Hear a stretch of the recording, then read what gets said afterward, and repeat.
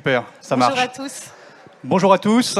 Merci d'être présents à cet atelier sur le thème du CRM, un gain de temps pour les équipes des associations, des syndicats, des fédérations. Je suis Thomas de Chevigny, je suis accompagné de Stéphanie Gaillard. Bonjour. Et nous allons passer une petite demi-heure ensemble pour vous expliquer l'offre CRM de la société Eudonet que nous représentons aujourd'hui. Absolument. Donc cet atelier a pour objectif évidemment de parler du CRM et du gain de temps qu'il représente. Je peux passer au slide suivant. Mais bien sûr, vous allez voir que quand on parle de gain de temps, compte tenu de ce que l'on utilise en termes d'outils CRM, on fait autre chose que gagner du temps dans l'équipe. Souvent, on se dote d'un outil qui professionnalise l'équipe. Non pas que l'équipe ne sache pas travailler avant d'utiliser un outil de CRM. C'est certainement pas une équipe d'éditeurs, intégrateurs de CRM comme nous qui allons vous apprendre vos métiers. Mais par contre, vous allez structurer l'approche et les processus, on va en parler. Vous allez, en plus de gagner du temps, probablement intégrer de nouveaux outils et probablement des outils digitaux. Pourquoi ? Parce qu'un outil de CRM n'a de sens que s'il est interfacé avec d'autres outils de votre écosystème. Et puis bien sûr, le sens même du CRM, c'est de développer une relation très personnelle à l'autre, au contact. Que le contact soit votre donateur, votre bénévole, votre bénéficiaire. Alors, on va vous faire une rapide présentation d'Eudonet, très rapide, et de son Eudoteam, c'est-à-dire l'équipe qui la compose.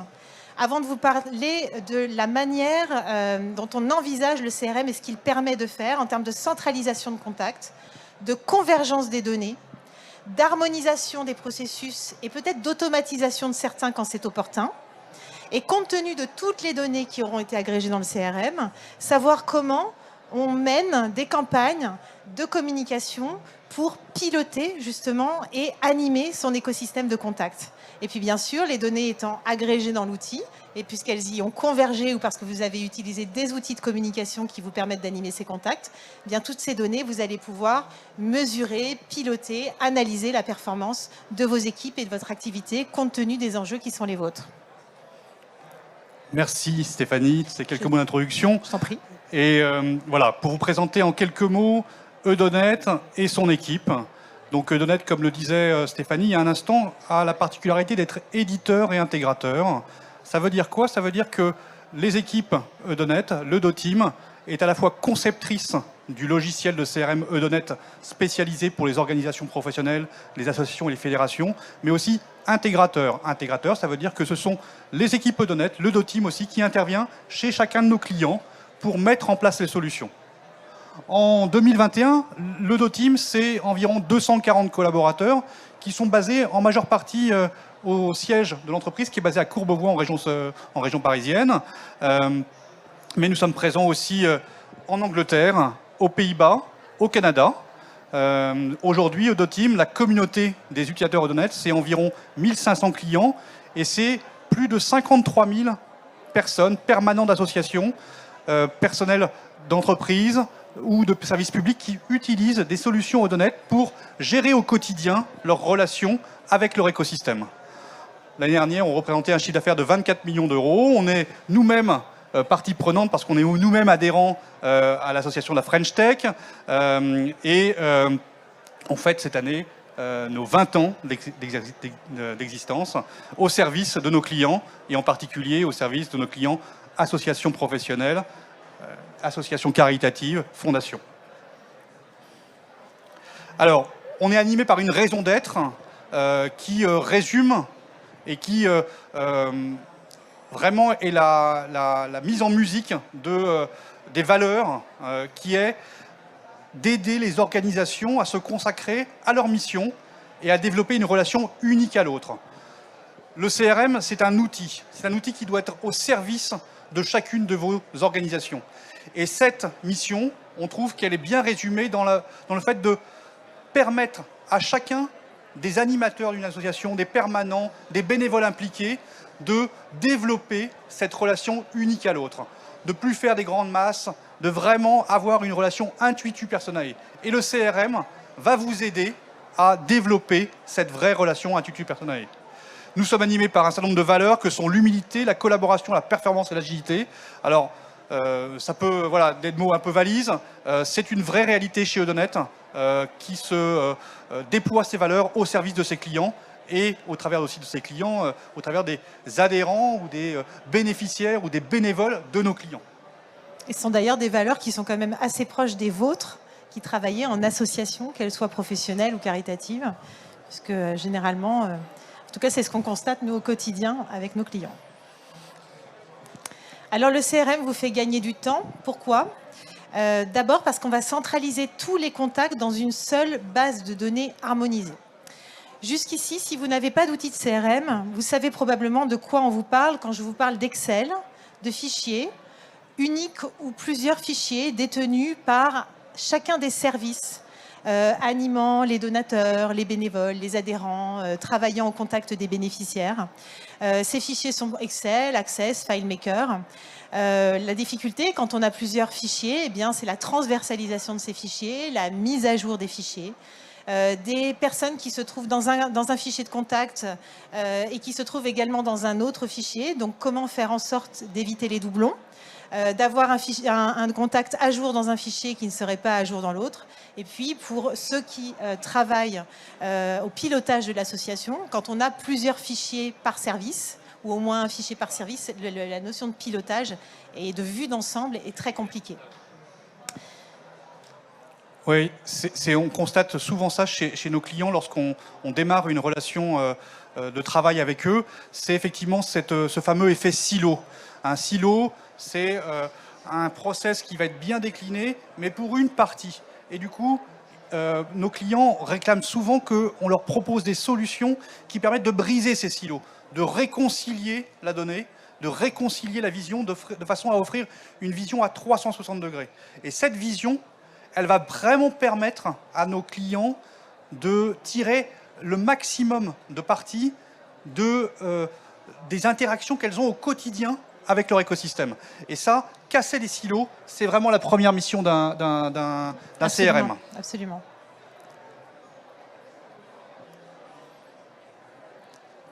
Tu viens de le dire, hein. La première mission du CRM, c'est d'avoir une vision transversale pour tous.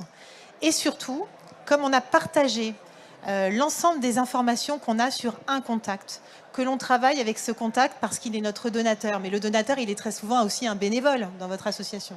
Donc ça a du sens qu'un seul et même contact soit partagé par les équipes et que chacune des équipes puisse alimenter la fiche contact, parce que ce qui compte, c'est bien la donnée qui est agrégée derrière le contact pour pouvoir comprendre le profil de la personne. Et donc du coup, cet enrichissement régulier de la donnée derrière une fiche de contact et de l'historique de la relation avec ce contact, où je vais pouvoir voir toutes les communications que j'ai pu avoir avec lui ou les résultats de mes rendez-vous quand je prends des notes derrière la fiche du contact. Je sais retrouver, parce que c'est moi, parce que j'ai fait un jour le rendez-vous il y a un an, mais parce que ce n'est plus moi et qu'à ma place travaille quelqu'un d'autre. Donc cette historisation de l'information est très importante aussi pour l'association elle-même. C'est aussi le socle même dans une organisation de connaître le contact et de pouvoir finalement passer le flambeau, si c'est nécessaire, via ce type d'outil. Alors, le CRM va aussi vous permettre de gagner en productivité en organisant cette convergence de données. On vient de le voir, hein, cette convergence va vous permettre de faire de ces informations qui sont collectées par différents biais, un tout cohérent, et un tout cohérent avec de la valeur.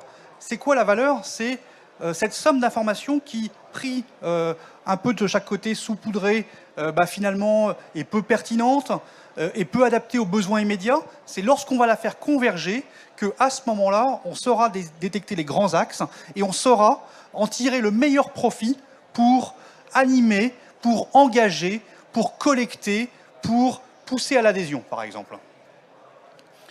Alors, plusieurs choses permettent de maximiser ces informations. La première, ça va être effectivement de proposer des moyens digitaux. On l'a vu, hein, la période récente a été un accélérateur incroyable de cette digitalisation, en particulier pour les associations, parce que les enjeux, le confinement, les contraintes sanitaires ont fait que les liens se sont distendus. Et pour créer du lien, eh bien, il a fallu proposer d'autres méthodes. Et ces autres méthodes, ça va être effectivement un site web, ça va être des forums, ça va être des formulaires, ça va être une animation, une communication qui va pouvoir se faire plus facilement de manière digitale, ça va être des SMS, pourquoi pas, ça va être du crowdfunding, ça va être de l'e-pétition, plein d'éléments digitaux qui permettent de animer la communauté de l'association pour en tirer le maximum d'informations. Et donc, toutes ces sources de données, qu'elles interviennent, qu'elles viennent par différents canaux, eh bien, il faut pouvoir en tirer, j'ai envie de dire, la substantifique moelle. Hein, c'est vraiment pouvoir en chercher la valeur en l'organisant. Et ça, le CRM va vraiment être un vrai accélérateur pour mettre en avant des informations clés et vous permettre d'être proactif dans vos actions vers votre écosystème. Alors, cette convergence, hein, elle passe par effectivement la mise en interface de votre outil de gestion de votre écosystème, votre CRM, mais aussi toutes les briques digitales qu'on a pu voir, votre site web, votre extranet adhérent, votre extranet bénéficiaire, votre extranet donateur, votre extranet pour vos partenaires, et puis l'ensemble des réseaux sociaux aussi qui viennent, on va dire, contribuer à la constitution de cet écosystème. Formulaire de dons en ligne, les formulaires d'inscription aux événements, les extranets, on vient d'en parler, les inscriptions aux newsletters, les pétitions, les formulaires de demande, hein, de sollicitation.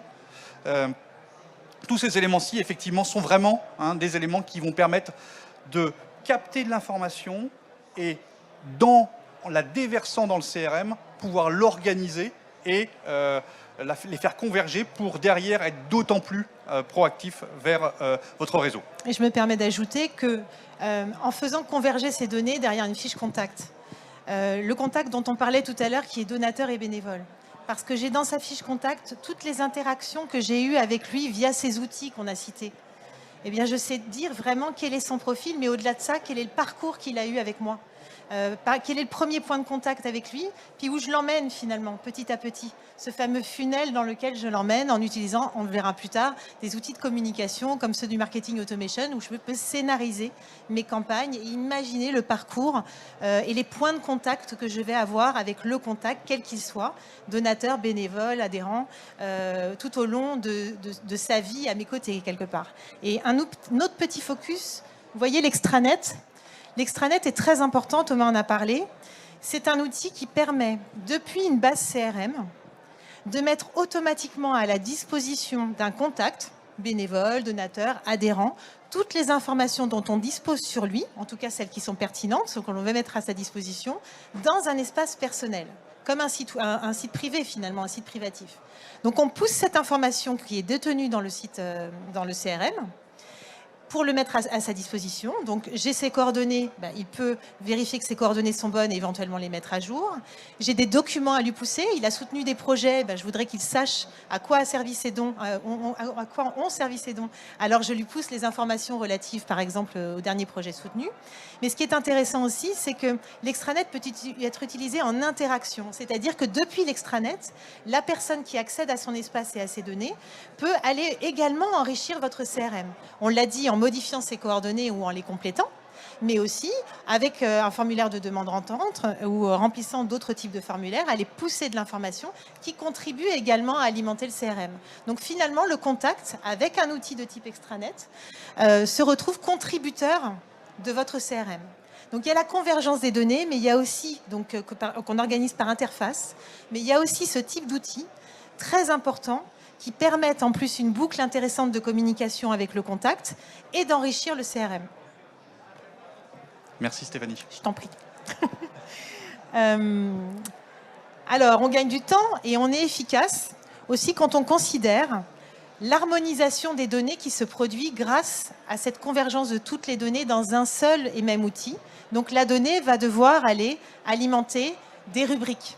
Et donc forcément, chaque champ devra être harmonisé. Et aussi, dans une démarche CRM, on va se poser la question de aujourd'hui, comment je travaille sur mes différents sujets et mes différents métiers. Et quels sont les processus qui sont en place qui me feraient gagner du temps de faire rentrer dans le CRM en les automatisant, ou quels sont ceux finalement avec lesquels on s'en sort très bien parce que la volumétrie est suffisamment gérable et parce que les équipes sont en place et ça se passe très bien comme ça. Donc, en termes d'harmonisation, on gagne en efficacité, mais aussi on sécurise les process. Par exemple, en matière de CRM qui vous permet d'organiser la collecte, la saisie administrative des dons, en plus de la gestion de la relation donateur, dont on a un peu parlé avant parce qu'on connaît le profil et le parcours de chacun. Quand je saisis un don, quand je travaille sur des fichiers Excel, peut-être est-ce que mon fichier Excel est distinct de celui du voisin et peut-être que quand je vais commencer à saisir des données dans mon fichier Excel, finalement j'aurai moins de garde-fous qui m'empêcheront de faire des fautes de saisie d'un nom de contact, d'une adresse, d'un montant de don par exemple. Dans l'outil de CRM, on peut sécuriser la procédure de saisie des données par exemple, liée à la collecte, et ça c'est mine de rien aussi très intéressant. Oui, la centralisation et la mise en avant de processus communs et du coup de bonnes pratiques est essentielle, est au cœur d'une démarche CRM et est aussi, on revient au thème de l'atelier, un vrai gain de temps, hein, harmoniser les processus au sein d'une équipe, en particulier dans une équipe qui peut être mixte, hein, composée de permanents, de bénévoles, peut-être de gens qui travaillent en télétravail, peut-être de gens qui sont en région, et bien harmoniser les processus en les amenant à travailler sur un outil commun et partagé, c'est un vrai vecteur d'optimisation, de gain de temps et même de lien d'équipe. Chacun, en se projetant dans le même outil, va pouvoir adhérer aux mêmes méthodes et du coup, finalement, au même état d'esprit. Et ça, c'est très important. En effet. On a eu l'exemple pendant la pandémie où on s'est tous retrouvés chez nous et à devoir maintenir nos activités professionnelles quand c'était possible. On a beaucoup de clients qui avaient donc un outil de CRM pour gérer la relation adhérent ou la relation donateur et qui finalement n'avaient pas équipé les autres équipes, la gestion des parrainages, la gestion des bénévoles avec un outil de CRM et chacun se débrouillait comme il pouvait avec ses propres outils. Et en fait, on a eu finalement un débordement de nouveaux projets pour embarquer de nouveaux processus métiers à l'intérieur d'un outil de CRM qui ne les avait pas prévus dans un premier temps. Pourquoi? Parce qu'il fallait pouvoir équiper les gens à la maison et leur donner ces outils qui leur permettent de travailler aussi rapidement qu'au bureau. Alors, dans toutes ces démarches, il faut avoir quand même en tête une vision, je pense, ROI, hein, essayer de définir quels sont les axes de progression qui vous semblent les plus pertinents et ceux qui vont, à court, moyen et long terme, vous apporter le meilleur retour sur investissement. Investissement, bien sûr, financier, mais aussi investissement en termes de temps à y consacrer. Donc, c'est important, effectivement, de mettre en priorité vos différents besoins de façon à ce que, lors de votre démarche de mise en œuvre d'un CRM, on puisse se concentrer sur celles qui vont, à court terme, moyen ou long terme, apporter le maximum de bénéfices. Hein. Et ça, c'est les équipes d'Honnête, en particulier, sont très aguerries, hein, de par leur spécialité, pour pouvoir vous aider à mettre en priorité ces besoins. Alors, le point suivant, c'est effectivement pouvoir communiquer efficacement. Une association, c'est d'abord un réseau. Un réseau, ça s'anime. Un réseau, il faut garder le contact. Il faut maximiser l'engagement. Donc la communication, c'est vraiment au cœur des préoccupations de nos clients et des associations en règle générale. Et donc, cette campagne, ces communications, elles doivent être régulières, elles doivent être gérées et vous devez pouvoir en mesurer l'efficacité. Et ça, dans ce point-ci, eh bien, effectivement, voilà les grands apports qu'une solution CRM peut apporter à une association. D'abord, une solution CRM va vous apporter des outils de mass mailing. Des outils de mass mailing qui vont vous permettre de faire des ciblages efficaces au travers d'informations recueillies dans le CRM pour pouvoir aller cibler les donateurs, qui ont versé plus de 150 € sur les 6 derniers mois, ou les adhérents qui sont à jour de leur cotisation, ou les personnes qui se sont impliquées dans l'un ou l'autre des événements que j'ai organisés. Le CRM va vous permettre de très facilement, en quelques clics, par des requêtes extrêmement simples à concevoir, pouvoir extraire des cibles particulières. Et du coup, de pouvoir organiser des actions de communication qui vont être très ciblées, qui vont être très pertinentes pour tout ou partie de votre écosystème. Vous allez pouvoir aussi organiser et scénariser vos campagnes avec des étapes. Je pense en particulier à, peut-être que vous l'avez vu d'ailleurs en vous inscrivant au FNAF, un premier Save the Date qui annonce l'événement, et puis un deuxième qui vous invite à vous y inscrire. Et puis, lorsque vous y êtes inscrit, eh bien, la veille, vous recevez peut-être un petit SMS qui vous dit « N'oubliez pas, c'est demain ».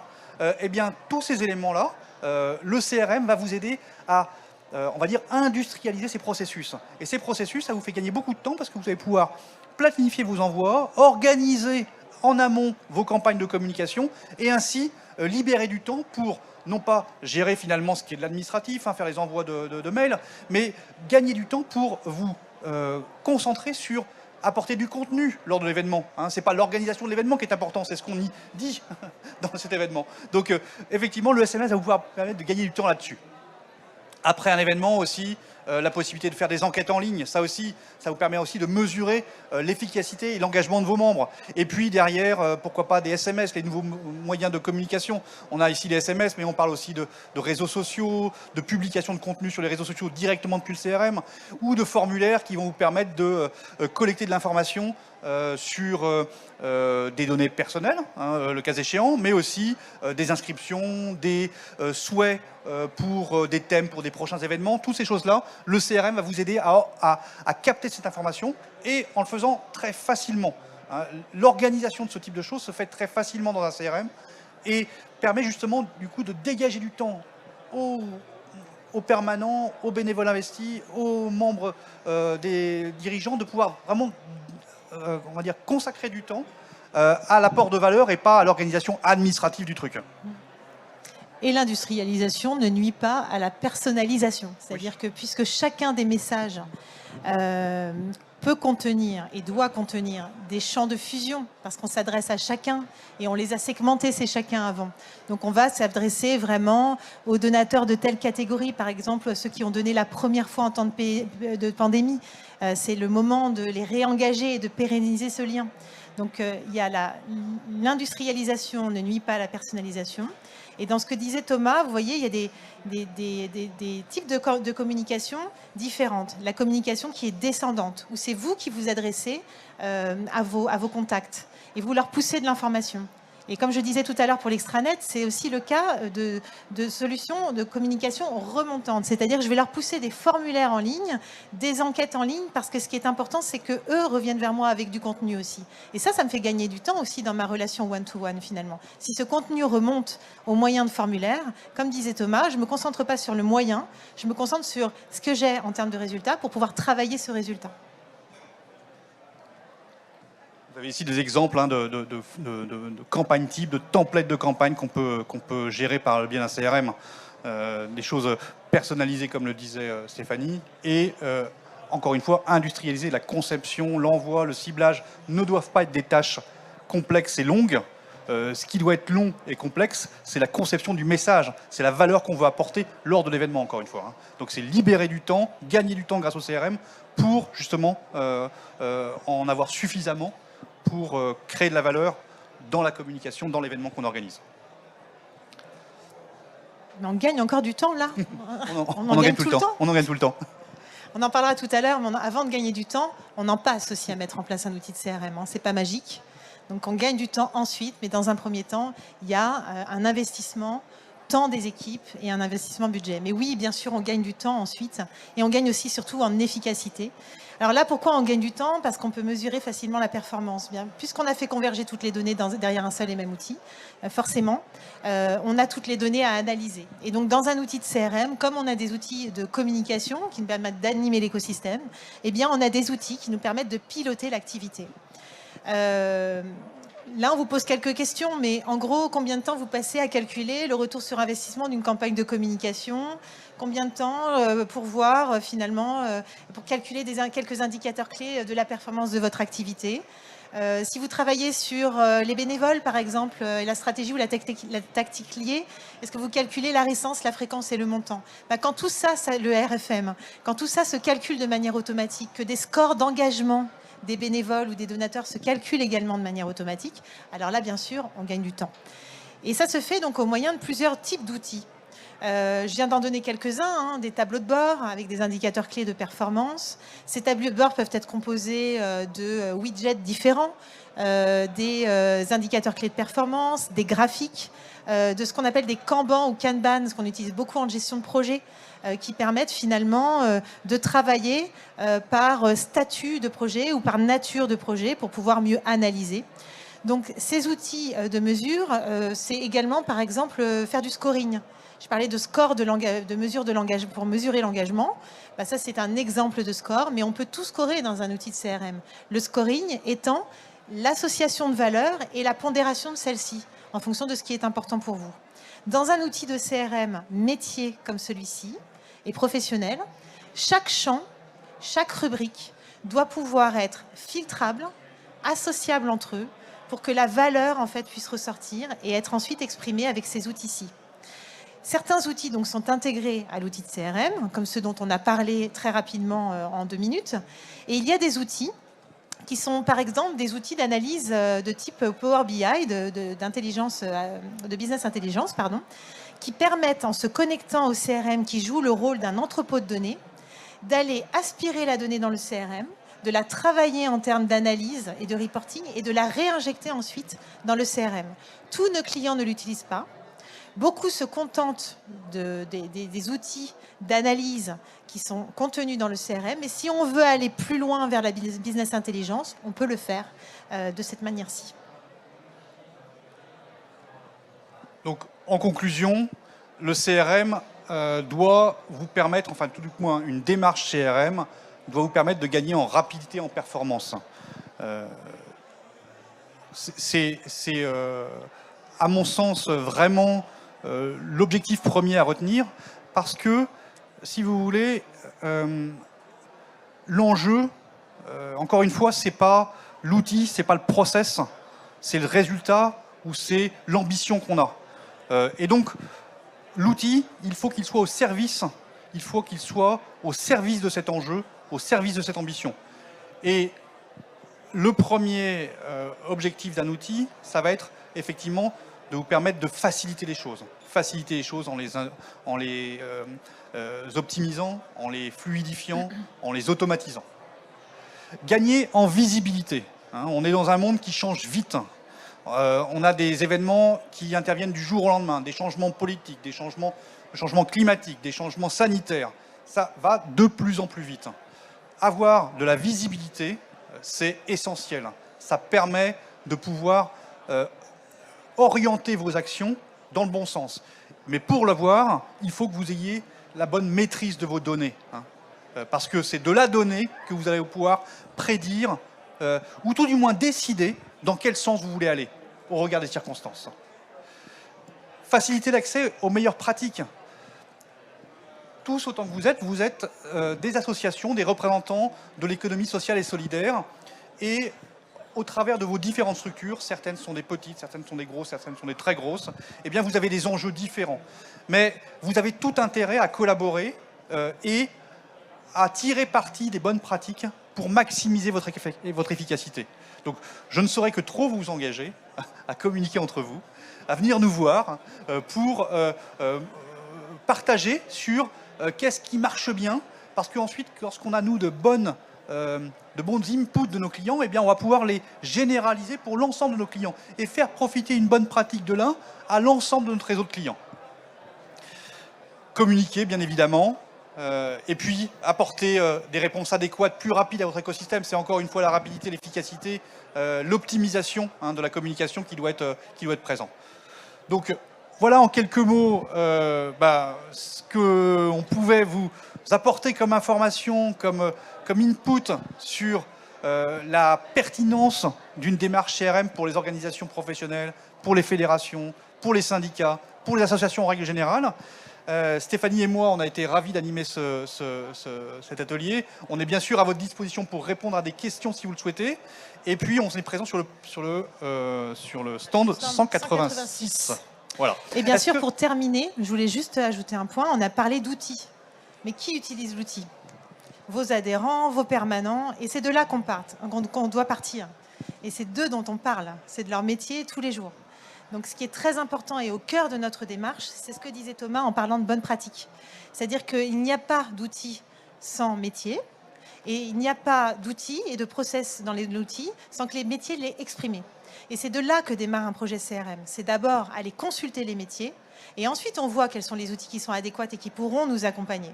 On a ce défaut de commencer par l'outil, on devrait commencer à parler d'autre chose. Là aujourd'hui c'était l'outil, mais la démarche de Donnet commence toujours par des ateliers fonctionnels avec vos équipes pour savoir ce qui est attendu, ce qui marche bien aujourd'hui, ce qui doit être amélioré demain pour que ce soit embarqué dans l'outil. Voilà, je voulais juste terminer là-dessus. Eh bien, merci beaucoup encore une fois. Est-ce qu'il y a des questions? Est-ce qu'il y a des points sur lesquels on pourrait répondre? Si il y a des questions. Ou si on doit libérer, c'est fini. En fait, on se retrouve sur le stand 186 si vous voulez venir nous retrouver, c'est avec plaisir. Ou juste pour prendre un café, c'est avec plaisir aussi.